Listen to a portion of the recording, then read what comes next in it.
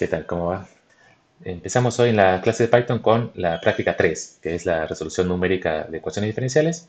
Hoy vamos a ver el método de Euler, que es lo que vieron en la semana pasada en la práctica, en la teórica. Así que en eso ya estamos bastante al día, los temas de Python con los temas de la práctica.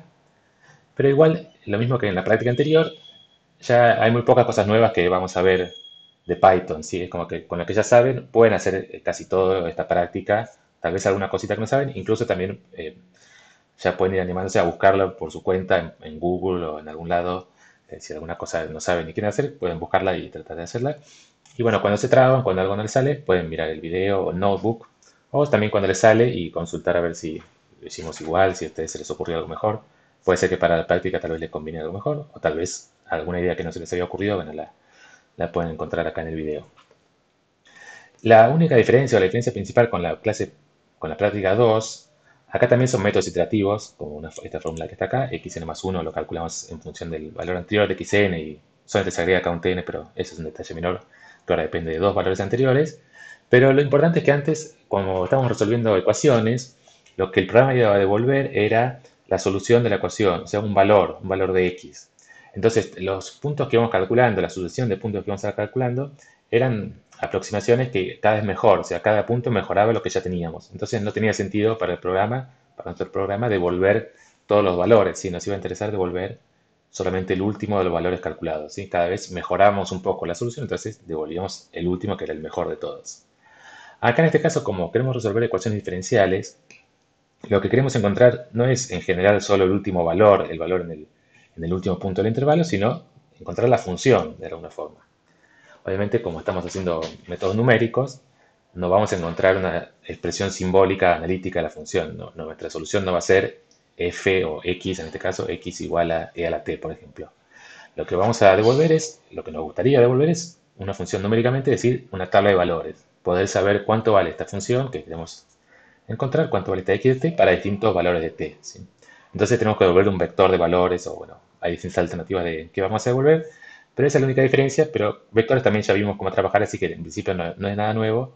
Simplemente, bueno, tener eso presente, que ahora nos interesa más que nada ir guardando, eso digamos sería lo nuevo, ir guardando todos los valores que vamos calculando y después devolver todo junto, ¿sí? Entonces vamos a empezar, queremos resolver esta ecuación, que es el típico sistema de ecuaciones diferenciales que estamos resolviendo. La derivada en t está dada por una cierta función, esta es la función que nos dan, y lo que queremos encontrar es quién es x de t, ¿sí? Y también sabemos el valor inicial, cuánto vale en un punto inicial. Entonces, ¿cómo se hace eso usando el método de Euler? Bueno, esta es la expresión que vamos calculando. El valor de x en cada punto, xn va a ser el valor en un cierto tn, que tn es esto de acá, tn es t0 más n por h. Entonces, xn es cuánto vale la función en tn, y lo vamos a ir calculando iterativamente con esta fórmula, ¿sí? Eso es todo lo que ya vieron. Y acá lo vamos a aplicar para resolver esta ecuación diferencial. Bueno, acá es x' o de x sobre t, es lo mismo. A veces si hay confusión, si hay muchas letras, se puede poner así, de x sobre t. Acá es una función como está ahí, una función que depende de t y de x. Acá no ponemos x de t, sino que ponemos directamente x. Y también x en el valor inicial t0 es 0. Y queremos resolverla para t en 0,5, en 0,1, en cualquier intervalo. Importamos NumPy, importamos Matplotlib y definimos Euler. Entonces la entrada tenemos que recibir todos estos datos. Primero la función f, que es esta f de acá, el valor en t0, el valor t, o sea, desde qué punto hasta qué punto vamos a resolverlo, cuánto vale la función f en t0 y la cantidad de pasos. N va a ser la cantidad de pasos, ¿sí? Acá hay un h, acá aparece un h que es el paso. Es otra posibilidad. Otra posibilidad sería que en vez de n uno indique el paso, de cuánto va a ser el paso. Por ejemplo, en el 0,5 tal vez queremos hacer un paso de 0,1. Pero en general parece más recomendable pedir la cantidad de pasos, porque tal vez el paso, por ejemplo, podría ser que no sea múltiplo, que no sea un divisor de la longitud total. Si ponemos paso de longitud 2 y el intervalo tiene longitud 9, bueno, hay que ver qué hacemos porque no termine justo en el último punto. Entonces con esto nos garantizamos que tengamos todos puntos x espaciados y que el último punto sea exactamente tn. Por eso es un poquito mejor poner n que pedir un paso, ¿sí? Bueno, entonces, ¿cómo vamos a hacer? Lo primero es construirnos todos los t sub i, ¿sí? Acá solamente nos dan t0 y tn, entonces vamos a construir todos los t sub i. Entonces vamos a hacer t igual linspace, np.linspace, desde t0 hasta tn hasta n, ¿sí? Hasta n, perdón, n puntos x espaciados. Acá depende el n que representa. Si tomamos que queremos n pasos, desde x0 hasta xn, acá pongamos un n más 1, así tenemos desde x0 hasta xn, ¿está bien? Tenemos n más 1 puntos. ¿Está bien? Ahí habría que acá aclarar siempre qué es lo que representa n, pero vamos a tomarlo como que queremos hacer de x0 hasta xn, o de t0 hasta tn, ¿está bien? Que es lo que pusimos acá. Entonces, este es t, y ahora tendríamos que ir calculando, calcular los distintos valores de x, ¿sí? Podemos definir x. Empecemos a ver qué es lo que pasa. Ahora empezaríamos con algo así: for i in range 1 hasta n más 1. O sea, el x0 ya nos lo están dando, entonces vamos a ir calculando x1, x2 hasta xn, así que tendríamos algo así. Y acá queremos poner un xn, ¿sí? Como dijimos, queremos ir guardando, no queremos ir haciendo x igual a algo que dependa de x también y reemplazar el valor que teníamos.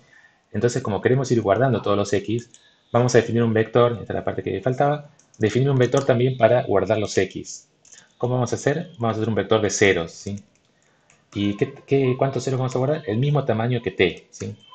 Como vamos a ir calculando para cada valor de t cuánto vale x en ese punto, definimos un vector de ceros con el mismo tamaño, la misma cantidad de puntos que t, ¿sí?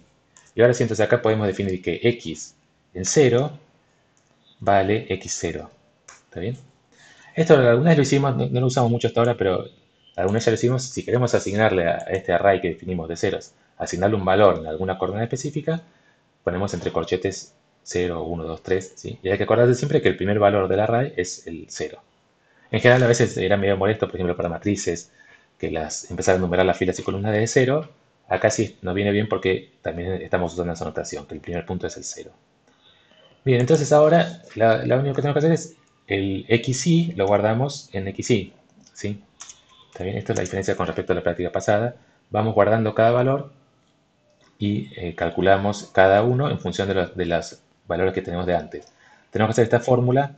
Acá está expresado con n y n más 1 en vez de xy, pero ya se puede imaginar cómo adaptar. La n la cambiamos por i, y como acá dice n más 1 y acá tenemos i, acá tenemos que restar 1. O sea, el xy va a ser xy menos 1, xy menos 1. Acá hay que tener presente esto. Ahora, como estamos accediendo al valor que guardamos en la coordenada anterior, xy menos 1 más h, pongo h, pero no lo definimos, ahora lo definimos, f.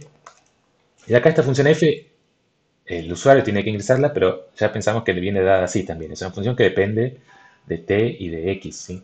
Así que vamos a poner t, ahí dice tn, y como estamos haciendo i y 1 para atrás, es ti menos 1, coma, x y menos 1. ¿Está bien? Y entonces nos falta definir el h. El h está fijo para todo el proceso, así que lo definimos afuera del for, ¿sí? Antes de empezar el for.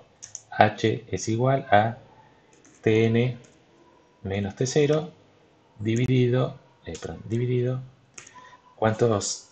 cuánto tenemos que dividir? Queremos dividir, si vamos a hacer n pasos, dividido n, ¿está bien? O sea, piensen si tenemos que hacer, por ejemplo, 2 pasos, si vamos a dividir, cada paso es dividido 2. O bueno, lo que hice acá se puede despejar, digamos. H es tn menos t0 dividido n, ¿sí? ¿Está bien? Bien, y este es el x. Entonces esa es la diferencia. Vamos guardando todos los x y usamos lo que guardamos en el caso anterior. Fíjense como esto empieza en 1. Está bien, el primer paso va a ser x1 es x0 más h por f en t0. Y t0 ya lo tenemos definido porque esto está definido para todos los valores. Y x0 también, x en 0 también está definido, ¿sí? Así que todo esto está bárbaro. Y ahora lo único que nos falta es devolver, return. Acá podemos devolver x, sería una posibilidad de devolver el vector x, o creo que acá sería más común devolver así, devolver t, x, devolver las dos cosas, las coordenadas t y las coordenadas, lo que vale la función en esas coordenadas, ¿sí? En general t1 con todos estos datos el usuario ya lo podría calcular, así que parece que no hace falta devolvérselo, pero es conveniente para evitar errores, ¿sí? Porque a veces uno tal vez toma un paso más que el n si uno lo interpreta como la cantidad de pasos o la cantidad de puntos. Bueno, podría haber algún error y así queda mucho más claro que es El vector x nos dice cuánto vale la función en cada uno de estos valores de t, ¿sí? También uno podría usar un método más complicado que el paso dependa de la derivada, es decir, como ir adaptando el paso. Hay métodos más avanzados que todavía no vimos, no sé si vamos a ver, pero que no sea en puntos x espaciados. Entonces, siempre es mejor devolver t y x, que queda mucho más claro. Estamos devolviendo lo que vale la función en cada punto. Esto así con paréntesis es una tupla, o sea, hay distintas formas de devolver conjuntos de datos en Python. Esto es una tupla o una dupla, en este caso, un par ordenado, t, x, ¿sí? Bien, return. Y esto es todo, ¿sí? Probemos si hay algún error. No pasó nada, así que en principio funcionó. No sabemos si va a hacer lo que tiene que hacer, pero por lo menos no dio ningún error. Y ahora entonces la aplicamos para resolver este problema de acá. La función tx es esta función que está acá, esto que está acá. Y definimos acá y, o bueno, el nombre que quieran, y igual 50t cuadrado menos 10 por x dividido 3, es lo que dice return y. ¿Está bien? Y entonces ahora llamamos a la función Euler con todos estos valores. La función f, t0 es 0, a tn, acá dice 5, así que pongamos 5. Después que viene el x0, acá nos dicen que x0 es 0. Y esta es la cantidad de pasos. Bueno, acá podemos probar cualquier cantidad, pongamos 200. Nos parece un número muy grande, así que debería funcionar rápido. ¿Y dónde guardamos esto? Acá lo guardamos en lo mismo que dice ahí, en t, x, ¿sí? Esto se puede hacer para ya asignarle nombres a lo que nos está devolviendo. Esto podríamos ponerle un solo nombre, por ejemplo, out o salida igual Euler, y después salida corchete 1 va a ser t y salida corchete 2 va a ser, o corchete 0 y corchete 1, perdón, va a ser tx, pero más fácil así, ya le ponemos nombre directamente. Si usamos la misma estructura que tiene acá, o sea, entre paréntesis y dos cosas, la va a asignar correctamente a t y x cada una de las salidas de x, ¿sí? Y bueno, tenemos esto y ahora queremos, por ejemplo, graficar la función, ¿sí? Plot.plt t, x. O sea, la buena de que nos devuelva ya el t es que podemos hacerlo directamente así, t, x. Error, ¿qué pasó? Plot, al revés, perdón, perdón. plt.plot. Matplotlib, bien. Y acá nos devuelve esta función, ¿sí? No, como decíamos, no sabemos exactamente qué función, si es una exponencial, si es una cuadrática, un polinomio de grado alto, no tenemos idea, no estamos viendo eso en esta parte, solamente queremos poder graficar, poder tener una idea de cómo se comporta la función, ¿sí? Si uno quisiera, después puede hacer algún análisis, eso vamos a ver más adelante, cómo ajustar esto, ver si se comporta como una exponencial o como una parábola, eso son otras técnicas. Acá solamente nos interesa poder obtener valores en distintos puntos y poder graficarlos, ¿sí? Así que esto básicamente es el método de Euler, es esta función que está acá.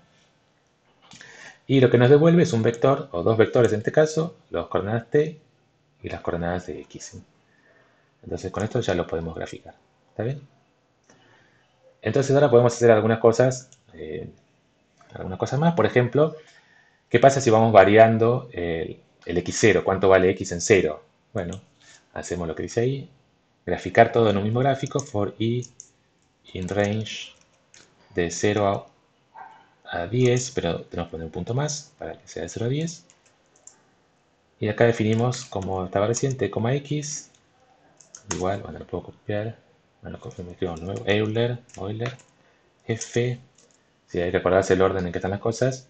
0, 5, de 0 a de 0 a 5. Este es el x0. Volvamos a la función acá. El último coordenada es, anteúltimo es el x0, así que este es el que va a ir cambiando. ¿Dónde está? Acá. Y acá podríamos haber puesto otro nombre, x o xy o lo que sea. Y acá, ¿cuántos pasos? Pongamos, dejemos 200 pasos, ¿sí? Perdón, acá, bueno, hace eso, pero nunca lo hace para nada. Entonces, acá mismo ponemos el plot. Como queremos que vaya graficando todo en el mismo gráfico, ponemos todos distintos plots adentro del for. O sea, el plot lo ponemos adentro del for para que grafique todas. ¿Sí? Bien, acá se ve distintos valores. Por esta situación particular de esta función, bueno, es como que al final todos convergen más o menos a lo mismo, o sea, no afecta tanto el valor inicial. Es una situación particular de este problema. A veces podría ser que simplemente sumarle 1 al x0 nos sume a todo a la función 1. Bueno, eso tiene distintos comportamientos. Si ponemos un poquito más chico el rango, en vez de 0 a 5 ponemos de 0 a 1, se va a ver un poco mejor cómo se comporta. empieza tomando distintos valores de 0 hasta 10 y después, bueno, por la situación particular de esta función, convergen todas al... Es como que al final, a la larga, todas se parecen, no importa el valor inicial, pero es una propiedad especial de este problema. Pero bueno, queda un gráfico muy lindo, empieza con distintos valores, distintos colores y se van pegando, ¿está bien? Ahora probemos un poco qué pasa si damos distintos valores para el paso, ¿sí? Acá es como que tomamos paso 200, se ve más o menos razonable, bueno, nos creímos que lo resolvimos bien, así que con 200 encontramos una solución parecida a la solución real. Entonces veamos qué pasa, cómo afecta la cantidad de pasos, cómo afecta la solución. Entonces probamos lo mismo que dice ahí, for i in range. Pero ahora, ahora como nos pide la cantidad de pasos, pongamos for n in range. No, y acá en vez de usar in range, como los pasos ven que no están equipaciados, entonces ponemos directamente, esto lo podemos poner como una lista. Ahora enseguida vamos a decir un poquito más sobre listas, pero así entre corchetes es una lista de números y n es cualquiera de estos valores, ¿sí? Puedo poner así entre corchetes, n va a ser cualquiera de estos valores, ¿sí? Para n en ese conjunto, digamos, sería. Entonces, ¿qué es lo que quiero hacer? Lo mismo que antes, calcular la función Euler F0. Y ahora en vez de esto, X0 empezamos con 0, como dice ahí, pero la cantidad de pasos va a ir cambiando dependiendo de quién es n en cada momento, ¿sí? Y lo mismo que antes, hacemos plot. ¿Qué pasó? ¿Por qué me tira ahí? Ahí está. Eh, Plot. Si algo había pasado con algún tab o algo raro, pero siempre cuando uno pone enter tiene que quedar encolumnado. Si no queda encolumnado es que hubo algún error, ¿sí? Plot t, x. Bien, acá pueden ver lo que pasa con los distintos valores de n de la cantidad de pasos. Va dando distintas soluciones. Las soluciones son muy parecidas, pero va dando distintas soluciones. Acá no se ve bien cuál corresponde a cada valor de n, pero si se fijan, esta va más cortada. Esta se ve que son solo 5 pasos porque se ve que va un segmento, un segmento, un segmento. O sea, hay 5 o 6 segmentos. Uno, 2, 3, 4, 5 segmentos.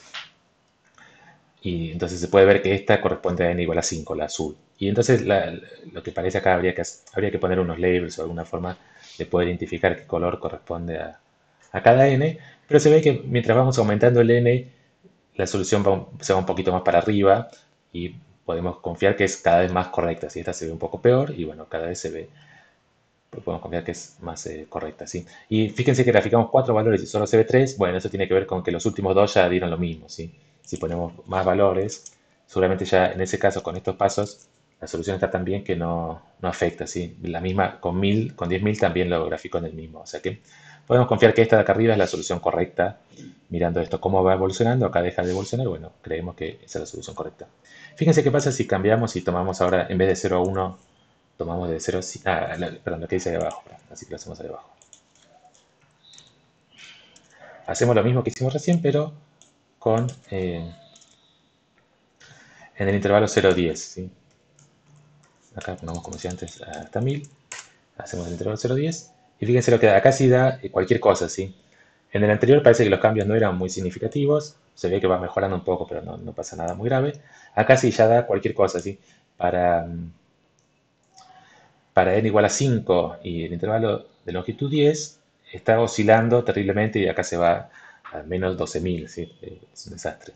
¿Está bien? Eso tiene que ver con que la función que estamos usando, si se fijan, es creciente y la derivada también parece que va creciendo. Entonces, ya vimos con lo que vieron en la práctica, con la teórica de las cotas de los errores, mientras más grandes son las derivadas o el valor de la función, peor son los errores, son más grandes los errores. Entonces, acá como esto va creciendo muy rápidamente, acuérdense la función, por ejemplo, en 5 ya vale 100, entonces la función va creciendo muy rápidamente, entonces si tomo un intervalo muy grande, los errores van a ser muy grandes, entonces necesito muchos más pasos, ¿sí?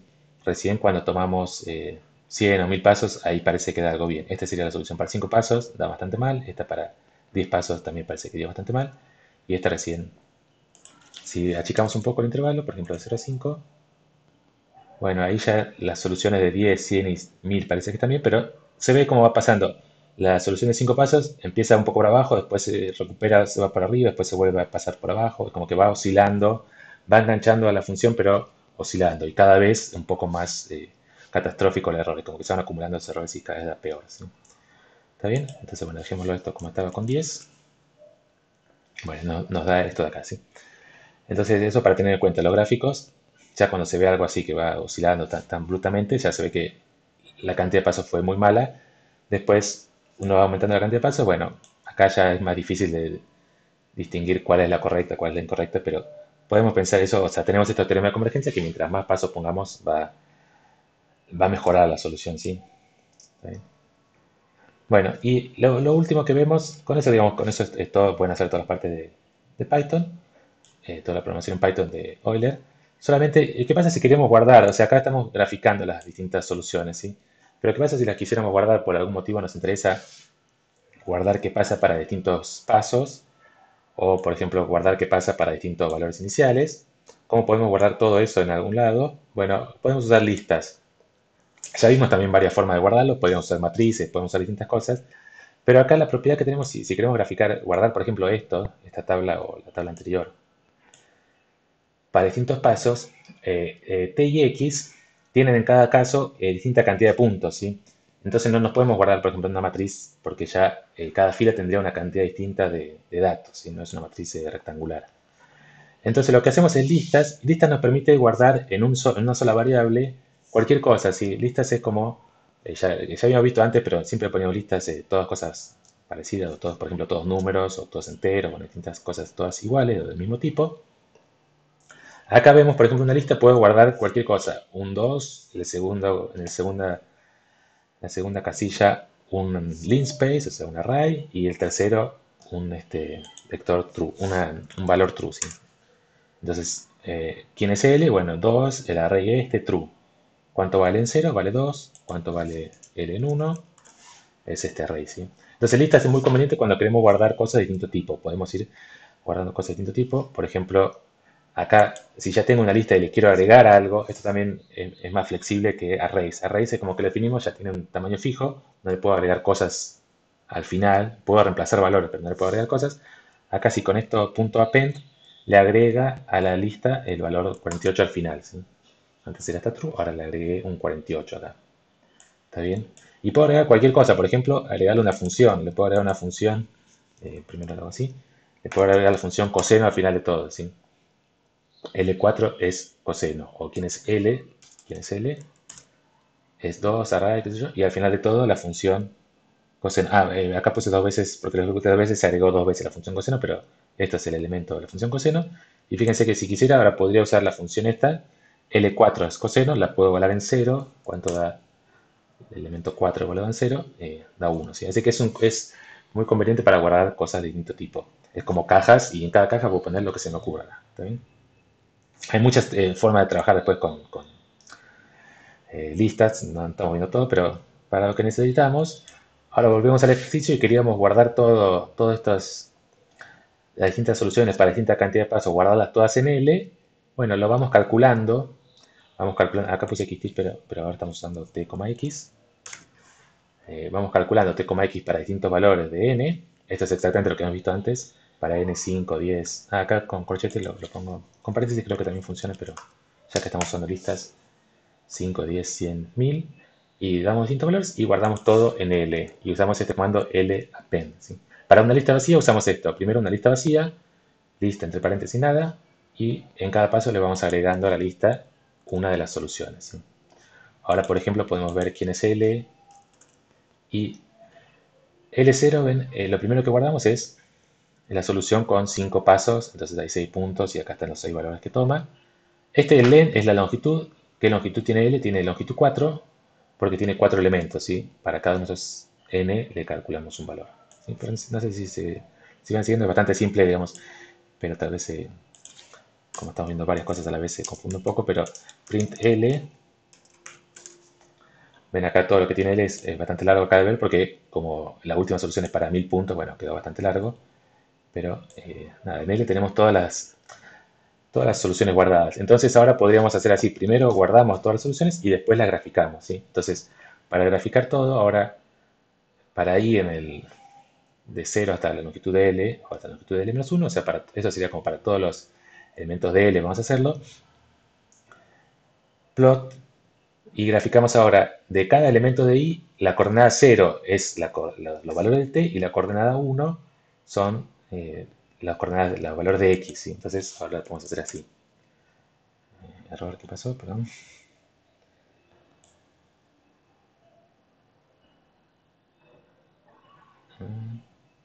X y Y, algo salió mal. L0, L1, vamos de nuevo. Ah, perdón, acá puse mal, tenía que poner TI, que lo cambié en un lado y no lo cambié en el otro. Ahora sí, esto borremos de acá porque queda muy largo. Está bien, ahora probamos así. Bien, y ahí sí, entonces en L tenemos guardado todos los datos de cada uno de las soluciones que encontramos para distintos pasos y bueno, las podemos graficar ahora todas juntas, ¿sí? Esto como una forma, acá en este caso podíamos hacer todo gráfico como hicimos antes, así que no era tan importante, pero bueno, de paso vemos esto de listas, ¿sí? Y para terminar, una última pregunta es, acá estuvimos devolviendo siempre tablas de datos y tablas de valores. ¿Qué pasa si queremos devolver en vez de una función en vez de tabla de valores, ¿sí? Como les dije antes, al principio, no vamos a devolver la función e a la x, pero a veces podría ser interesante o útil para el usuario o para nosotros mismos poder evaluar esa función en puntos que no son justo los t y t sub i que usamos, ¿sí? Por ejemplo, estamos usando el intervalo 0,1 y queremos saber cuánto es la función en un medio y tal vez justo por la cantidad de pasos que usamos no nos quedó nunca evaluarla en un medio, ¿sí? No quedó ningún t sub i igual a un medio. Entonces nos gustaría tener una función que la podamos evaluar en cualquier valor, no solo en los t sub i que usamos, y que nos diga cuánto vale la solución, la función aproximadamente, siempre, obviamente. Entonces, ¿qué hacemos? Bueno, usamos todo lo de la práctica 1, ¿sí? De acá nos viene muy bien todo lo que vimos de interpolación. Es decir, como tenemos datos, tenemos una tabla de valores, bueno, podemos ahora usar interpolación para saber cuánto vale la función acá en el medio, ¿sí? Por ejemplo, si usamos esta solución de acá que tenía solo 5 pasos, sabemos cuánto valen 6, cuánto valen 8, cuánto valen 10, pero no sabemos cuánto valen 7. Bueno, acá en el gráfico más o menos se puede ver, pero también podemos usar interpolación para calcular cuánto vale, o calcular aproximadamente, o sea, darle algún valor aproximado a lo que va a valer la función en 7 o en cualquier punto donde no esté calculada, ¿sí? Entonces, en interpolación vimos distintas cosas. Vimos, por ejemplo, interpolación polinomial, o sea, interpolar estos datos, cualquiera de estos datos con un polinomio de grado n la cantidad de pasos. O usar interpolación lineal segmentada a trozos o usar splines, ¿sí? Todas estas cosas vimos que podemos usar. ¿Cuál nos conviene usar en este caso? Bueno, un poco es preferencia de cada uno. De esas tres, hay una que no es preferencia, que sería un desastre usarla, que es hacer interpolación con un polinomio de grado n, ¿sí? Sobre todo si estamos usando n grande. Por ejemplo, recién hicimos, el mayor tenía 1000 pasos. Entonces, usar un polinomio de grado 1000 para interpolar esos 1000 datos sería terrible, ¿sí? Sería un desastre. Nos echarían de cualquier clase o de cualquier lugar de métodos numéricos, porque un polinomio de grado 1000 es imposible de evaluar, ¿sí? No solo tenemos los problemas que vimos, los problemas teóricos de que los polinomios empiezan a oscilar y no son buenas aproximaciones, sino el problema numérico. Fíjense que tenemos un polinomio que es x a la 1000. Lo queremos evaluar en, por ejemplo, x igual a 10, supongo que nuestro intervalo es de 0 a 10. 10 a la 1000 es un número que ni siquiera entra en la computadora, ¿sí? No es un número de máquina, ¿sí? Si pongo 10 a la 1000. Entonces, hacer un polinomio, acá justo con enteros da bien, pero si pongo 10.0, resalto o sea, un overflow, no lo podemos calcular. Entonces, polinomios de grado 1000 son completamente inmanejables. Y aunque nos entre en la calculadora, aunque nos entre el número, pongamos un número más chiquito, por ejemplo 0,5, bueno, no da menos 302, pero es casi cero. Entonces, el error que vamos a tener va a ser tan grande que va a ser completamente inmanejable, ¿sí? O sea, casi un supuesto 0,1, por ejemplo, si ponemos 0,1, ya el accidente daba 0, ¿sí? Entonces, estos polinomios de grado tan alto no los podemos evaluar. Entonces, esa es la solución que hay que descartar. Polinomio de grado alto para más de grado 10, más de grado 10 en general es muy poco común que nos sirvan. Entonces, probamos las otras posibilidades. La posibilidad más simple sería interpolación lineal. Interpolación lineal sería como más o menos lo mismo que estamos usando. El resultado va a ser los gráficos que estamos viendo. O sea, si interpolamos esta función con interpolación lineal, bueno, lo único que vamos a estar haciendo es definir una función que une justamente con segmentos. O sea, es como que definimos una función que representa exactamente ese gráfico, ¿sí? Hagámoslo. Acá está la misma función de Euler, le agregué una f para mirar que nos va a devolver una función. Y entonces, en vez de devolver t y x, nos devuelve directamente la función de interpolación, ¿sí? Acuérdense, esto está en el paquete interpolate. Interpolate.interp1d nos da interpolación lineal a trozos, ¿sí? O sea, interpolación por segmentos, en los puntos que calculamos. O sea, calculamos ya la solución de Euler y ahora interpolamos linealmente en esos puntos. Entonces ahora devolvemos una función eh, en vez de devolver un conjunto de puntos. Y entonces, ¿qué es lo que nos cambia ahora? Que cuando hacemos esto, acá porque no me gusta, perdón. Ah. Cuando hacemos esto ahora directamente devolvemos x. Y una ventaja que tenemos de hacer esto es que después esto lo podemos evaluar en cualquier, eh, en cualquier punto. O sea, no necesitamos usar los mismos puntos con los que lo llamamos, ¿sí? Entonces, probemos para ver cómo es. ¿Qué es lo que nos da esto? Bueno, acá nos dio los mismos gráficos que teníamos antes, ¿sí? Porque justamente, como les dije, estamos en interpolación lineal, nos da los mismos gráficos que antes. Pero fíjense que ahora t es siempre el mismo. T es de 0 a 10, tomo 100 puntos. ¿Está bien? Entonces, esto no significa eso, que no tengo que darle para cada distinto n, tengo que darle un t distinto, sino que puedo usar el mismo t para todos. Acá no tiene mucho sentido porque estamos usando lineal a trozos, podríamos usar directamente los mismos puntos, no cambia mucho. Pero lo que sí acá está bueno es usar interpolación por spline cúbicos. Vamos a ver cómo afecta eso. Acuérdense que para hacerlo acá, interp1d, no sé si lo llevamos a ver, pero eh, tengo que hacer esto. Kind igual cubic. Probemos, espero que me acuerde bien. Kind igual cubic. Ah, bien. Perfecto. Entonces, fíjense lo que pasó ahora. Esta función de Euler nos está devolviendo el spline cúbico. En vez de devolvernos el conjunto de datos, nos devuelve el spline cúbico. Y ahora cuando lo grafico xt y xt, y bueno, fíjense que nos da, en todos los casos nos da una función suave, ¿sí? Entonces esto es mucho mejor que lo que estábamos haciendo antes. Si queremos evaluar en puntos intermedios, bueno, esto en general va a ser más correcto o va a ser más útil que la función lineal a trozos, ¿sí? Que es algo más suave, ¿está bien? Obviamente, por más que lo suavicemos, esta solución sigue estando mal, ¿sí? O sea, no es que alguien dice, ah, qué bueno, qué suave que es esta función. No, si está mal, está mal. O sea, esta no es la solución del problema. Pero, incluso para los otros puntos que no vamos a ver tanta diferencia, si lo hacemos directamente, hagamos solamente para n igual a 1000, por ejemplo.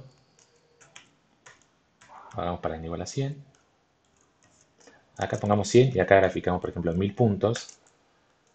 Eso ahora es independiente. ¿Cuántos puntos usamos para graficar? Ahora es independiente de cuántos pasos hacemos de Euler, ¿sí? Nos da esto. Entonces, en el gráfico no nos afecta mucho ahora, como esta función ya es bastante suave. Si hacemos spline cúbicos o lineales, en el gráfico no lo vamos a ver, pero sí nos afecta en los valores que queremos calcular. Entonces, si esto lo usáramos para otra cosa, por ejemplo, digamos que queremos construir, no sé, una ruta y que las coordenadas de la ruta están dadas por esta función, entonces hacerlo con solo 100 valores podría quedar, como la ruta se va a agrandar todo, quedar toda una ruta como un segmento, un segmento, un segmento, una ruta medio fea. Y entonces, si uno usa un plano cúbico, nos da una solución suavizada de la curva. Entonces, podemos con esto usar lograr una ruta que vaya curva, así que no sea a segmentos cortada a trozos, ¿sí? ¿Está bien?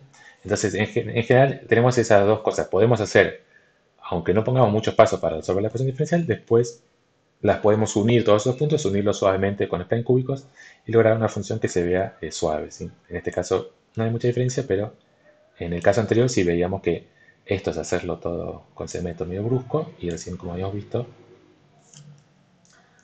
¿dónde está? Así,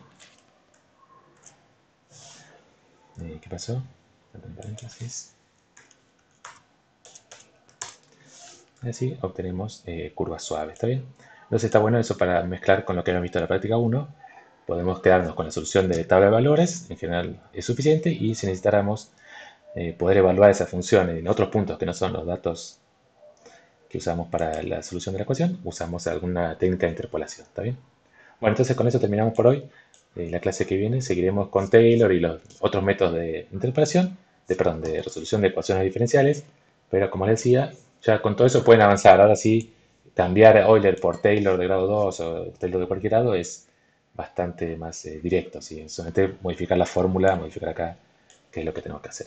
Bueno, entonces terminamos y nos vemos el miércoles. Saludos.